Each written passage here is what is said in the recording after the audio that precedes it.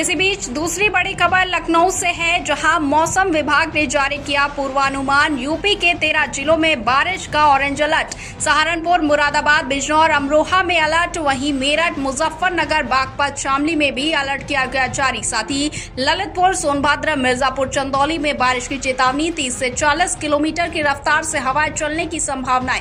वहीं अगले 3 से 4 दिनों का पूर्वानुमान हुआ जारी। ये बड़ी खबर लखनऊ से है। एक बार फिर आपको बता दें, इंडिया 24/7 लाइव टीवी पर इस वक्त की बड़ी खबर लखनऊ से है, जहां मौसम विभाग ने जारी किया पूर्वानुमान। यूपी के 13 जिलों में बारिश का ऑरेंज अलर्ट। सहारनपुर, मुरादाबाद, बिजनौर, अमरोहा में अलर्ट। साथ ही मेरठ, मुजफ्फरनगर, बागपत, शामली में भी अलर्ट किया गया जारी। साथ ही ललितपुर, सोनभद्र, मिर्जापुर, चंदौली में बारिश की चेतावनी। 30 से 40 किलोमीटर की रफ्तार से हवाएं चलने की संभावनाएं।